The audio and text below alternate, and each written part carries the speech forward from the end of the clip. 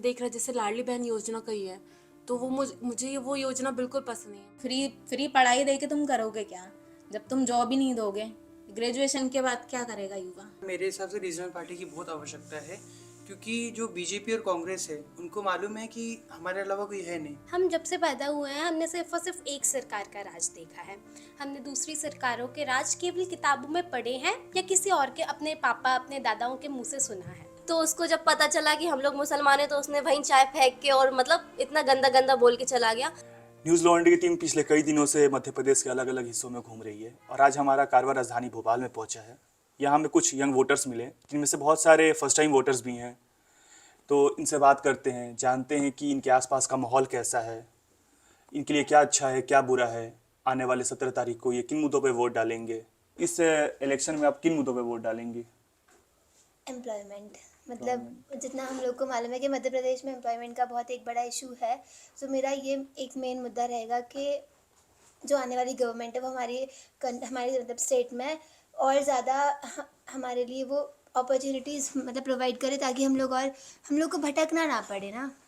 मेरा मुद्दा तो हेल्थ एजुकेशन तो है ही, पर साथ में जो मतलब जो माहौल है हमारे यहाँ अभी, पता नहीं क्यों, लेकिन अभी जो धार्मिक जो ये भावनाएं एक दूसरे की बहुत ज़्यादा बढ़ गई हैं, मतलब ये कम होनी चाहिए। मुझे जो गवर्नमेंट ये खेल रही धर्म को लेके, तो मुझे लगता है ये सब कम होना चाहिए। मेरा अहम मुद्दा तो वही एजुकेशन है। फ्री फ्री पढ़ाई दे के तुम करोगे क्या, जब तुम जॉब ही नहीं दोगे? ग्रेजुएशन के बाद क्या करेगा युवा? गवर्नमेंट जॉब की तैयारी करके क्या कर लेगा? कोई चांसेस है? वो तो भीड़ है, भेड़ चाले चली जा रही है।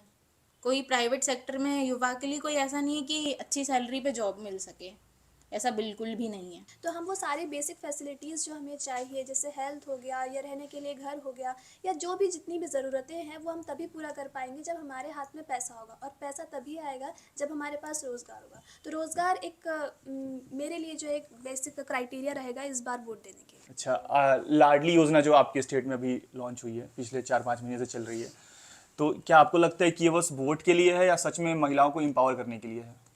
मुझे ऐसा लगता है ये सिर्फ वोट के लिए है। एम्प्लॉयमेंट के लिए होता तो उनको कुछ काम देकर भी पैसा दिया जा सकता था ना। ज़रूरी थोड़ी ना है कि घर में बैठे हैं और उनको तुम पैसे दे रहे हो। अगर उनको कोई काम दे के अगर पैसे दे तो वो एम्प्लॉयमेंट पे जाता है। इससे वुमेन एम्पावर कैसे हो रही है? उनको तो घर बैठे पैसा मिल रहा है, और ज़्यादातर जगह पे तो जो वुमेन्स को जो पैसे मिल रहे हैं वो उनके पति खा रहे हैं, उनके बच्चे खा रहे हैं, उनको तो मिल ही नहीं पा रहा है। हम देख रहे हैं जैसे लाडली बहन योजना का ही है, तो वो मुझे वो योजना बिल्कुल पसंद नहीं है। मतलब बीजेपी गवर्नमेंट ने लाई है, पर उसमें जो स्टेट राजस्व जो टैक्सेशन उस पर कितना प्रभाव पड़ रहा है। मतलब वो फ्री में पैसे दे रहे हैं, यदि वही पैसे वो महिलाओं को काम करके देते तो शायद वो ज़्यादा कमा लेती। जब भी 1200 ले रही है, शायद वो 5000 कमाती काम करके। इलेक्शन के बाद 1 साल तक वो फ्री में सब देंगे, फिर उसके बाद वही ज़्यादा बढ़ा के, जैसे भी पेट्रोल के रेट हम देख रहे हैं, पहले कम थे, फिर लास्ट में बढ़ा देते हैं, फिर इलेक्शन के टाइम कम कर देते हैं। अच्छा, पिछले कुछ समय से मध्य प्रदेश में बहुत सारा धर्म के नाम पे चीज़ें हो रही हैं, जैसे कि लोगों को रिलीजियस आइडेंटिटी के नाम पे उनको अटैक किया जा रहा है, उनको टारगेट बनाया जा रहा है। तो ये सब देख के कैसा लगता है? इससे देख के तो बहुत बुरा लगता है, क्योंकि संविधान हमें कहता है कि हमारा भारत एक धर्मनिरपेक्ष देश है। पर धर्म के नाम पर पिछले 8 सालों में, और ज़्यादा अगर हम और पीछे जाए तो पिछले 3 दशकों में जो देश की राजनीति में बदलाव आया है धर्म के नाम पे, वो बहुत ही हानिकारक है। इससे ना केवल समाज बट रहा है, बल्कि लोगों के मन में भी जहर बढ़ रहा है। छोटे छोटे बच्चों के मन में भी अब जहर है कि मुस्लिमों के प्रति, मुस्लिमों के साथ नहीं रहना है, ईसाइयों के साथ नहीं रहना है, सिख तो अलग हैं। जय श्री राम का जो नारा है, जो जय घोष बना दिया है, वो तो सभी को पता है। तो वो बच्चों के मन में भी आ रहा है। तो हम एक ऐसी पीढ़ी को पाल रहे हैं जो शायद कल हमारे देश में हम जो मध्य पूर्व में देखते हैं या एशिया के बाकी देशों में देखते हैं, शायद हो सकता है कि हाल ही के कुछ सालों में हमें भारत में भी उस तरह की स्थितियां देखने को मिले, जहाँ पे लोगों को हथियार उठाना ही पड़ेगा अगर हम इस तरीके की धर्म की राजनीति करते रहेंगे। तो हर जगह ऐसा हो रहा है कि आपका रिलीजन कुछ हो, आप मतलब कोई क्राइम करके आएगा, लेकिन उसको पहले रिलीजन से उसको जोड़ देते हैं कि मतलब एक टैबू है कि मुसलमान ही करेगा या यही करेगा। तो वो मैं मतलब करंट अपनी जो गवर्नमेंट है उसका एक ब्लेम कर सकती हूँ, क्योंकि वो बहुत ज़्यादा रिलीजियस पॉलिटिक्स खेल रही है। हम लोग का ऐसा हुआ था, हम लोग मार्केट में बैठे थे, चाय पी रहे थे, एक छोटा सा बच्चा आया जो ऐसे पैसे मांग रहा था। तो हम लोगों ने उससे पूछा कि चाय पियेंगे आप, तो उसने पहले हाँ बोला, लेकिन हम लोगों ने जब चाय ऑफ़र करी तो उसको जब पता चला कि हम लोग मुसलमान हैं तो उसने वहीं चाय फेंक के और मतलब इतना गंदा गंदा बोल के चला गया। तो अपन लोग ये देख रहे हैं कि आजकल छोटे से छोटा बच्चा मतलब अपने मन में इतना गंदा गंदा सोच लेके बैठा है दूसरों के धर्म के लिए।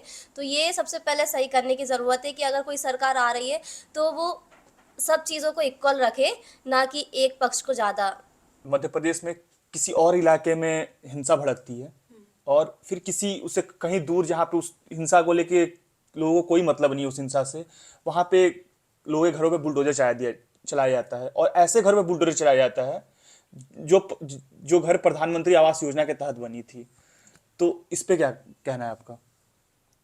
सबसे पहले तो मैं कहना चाहूँगी कि जो हमारे सीएम है शिवराज सिंह, वो ऐसा लग रहा है कि वो जैसे उत्तर प्रदेश में जो हो रहा है बुलडोजर चला देते हैं एक कम्युनिटी को टारगेट करते हुए, वैसे ही हमें कुछ मध्य प्रदेश में भी देखने को मिल रहा है कि कुछ हुआ है काम और उनके घर को तोड़ दिया गया या उसके बाजू वाला भी इफेक्ट हो रहा है। मतलब मैंने देखा कि एक ही कम्युनिटी को टारगेट करने का वो है। पहले हम देखते थे कि शिवराज सिंह चौहान जो हमारे मुख्यमंत्री हैं वो आदिवासी के साथ बैठ के खाना खा रहे हैं, मुसलमानों के साथ जा रहे हैं, मस्जिदों में जा रहे हैं, जो भी उनका कार्यक्रम वो सब कर रहे हैं। लेकिन अभी उनका वो थोड़ा चेंज हो गया है, उनका जो रवैया कह सकते हैं जो भी वो थोड़ा बदल गया है कि अभी अब वो बुलडोजर मामा बन गए हैं। पहले उनका व्यवहार एकदम सभी धर्मों के साथ सामान्य था। अगर लोग बदलना चाहें तो किसको देखें? क्योंकि कांग्रेस को पिछली बार लोगों ने दिया था मैंडेट, पर कांग्रेस पूरा अपना 5 साल ही नहीं चला पाई। जैसा कि हम सभी अभी फर्स्ट टाइम वोटर हैं, तो लगभग हम 18, 20, 21 साल की उम्र के होंगे। हम जब से पैदा हुए हैं हमने सिर्फ और सिर्फ एक सरकार का राज देखा है।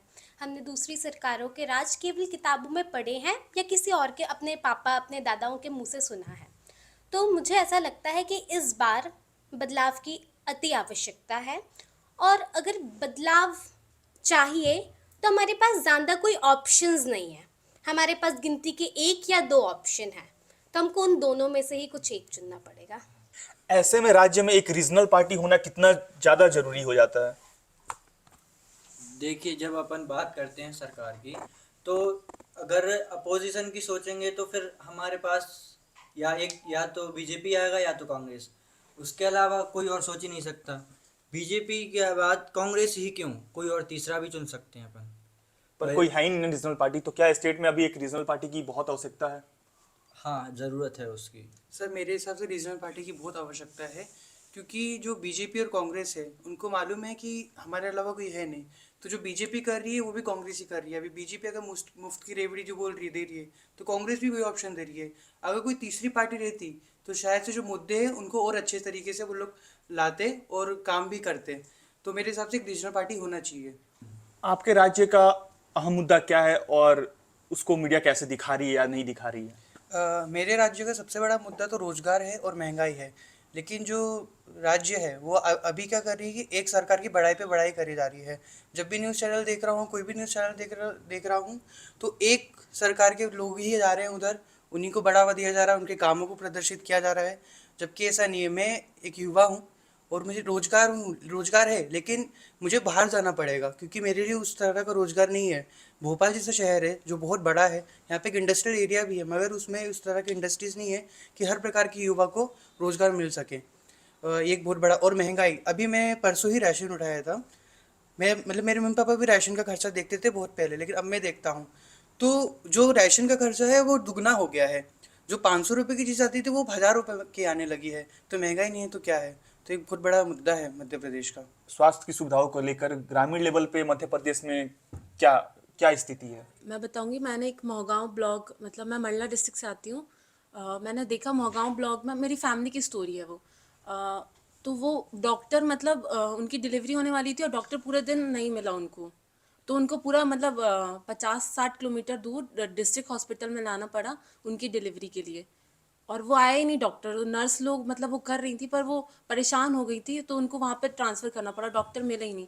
तो मतलब ये स्वास्थ्य विभाग की खामी कह सकते हैं हम कि एक ब्लॉक में, इतना बड़ा ब्लॉक है, वहाँ पे एक डॉक्टर भी नहीं है। कई ऐसे जिले हैं जहाँ पे जिला अस्पतालों में वेंटिलेटर नहीं है। राजधानी में वेंटिलेटरों की संख्या इतनी कम है, तो फिर आप सोचिए जो दूर दराज के ज़िले हैं जहाँ पे छोटी छोटी तहसीलें हैं, वहाँ पे क्या हालत रहे होंगे। MP नगर में सिटी हॉस्पिटल है, वहाँ पर लोग आते हैं इंटर्न्स के लिए। मतलब मैं गई थी 2-3 महीने पहले टाइफाइड का इंजेक्शन लगवाने के लिए, तो वहाँ पर इंटर्न जो नर्स थी वहाँ पर इंजेक्शन लगाने के लिए, वो लोग इंटर्न्स थी, उन लोग को इंजेक्शन लगाना भी नहीं आता था। उनके पास वो नहीं था जो रबड़ रहता है यहाँ पर बांधने को, जिससे कि आपकी क्या बोल नसें दिखती हैं। हाँ, नसें दिख जाती है, तो उनके पास वो नहीं था। एक जन हाथ पकड़ रहा था, एक जन नीचे से पकड़ रहा था, फिर एक जन इंजेक्शन लगा रहा था, और उसमें भी उन लोग को नस नहीं मिल रही थी। तो अभी हम राज्य के बहुत सारे युवाओं से बात कर रहे थे जो कि राज्य के अलग अलग विधानसभाओं से आते हैं। कोई कॉलेज में है, कोई कॉलेज कंप्लीट करके नौकरी के लिए इंतज़ार कर रहा है। सबने अपना अपना मुद्दा बताया। कोई कह रहा था कि रोज़गार ज़रूरी है, कोई कह रहा था कि शिक्षा ज़रूरी है। हिंदू मुस्लिम धर्म के नाम से ज़्यादा ज़रूरी इनके लिए ये तमाम चीज़ें हैं, और इन चीज़ों के साथ वो 17 तारीख को जाके अपना मतदान डालेंगे। न्यूज़ लॉन्ड्री देखते रहिए, हम और भी बाकी जगहों पे जाएंगे, मध्य प्रदेश के अलग अलग हिस्सों में जाएंगे और आपके लिए खबरें लाएंगे।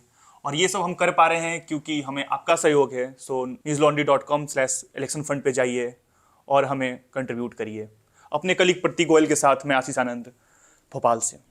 5 महत्वपूर्ण राज्यों में विधानसभा के चुनाव घोषित हो चुके हैं। ऐसे में जरूरी है कि आप यानी न्यूज देखने और पढ़ने वाले मुद्दों की तह तक पहुंचे। ऐसे में आज ही newslaundry.com/election fund पर जाएं। तो सपोर्ट कीजिए स्वतंत्र मीडिया को, ताकि आपको एजेंडा और पक्षपात से आज़ाद खबरें मिल सकें।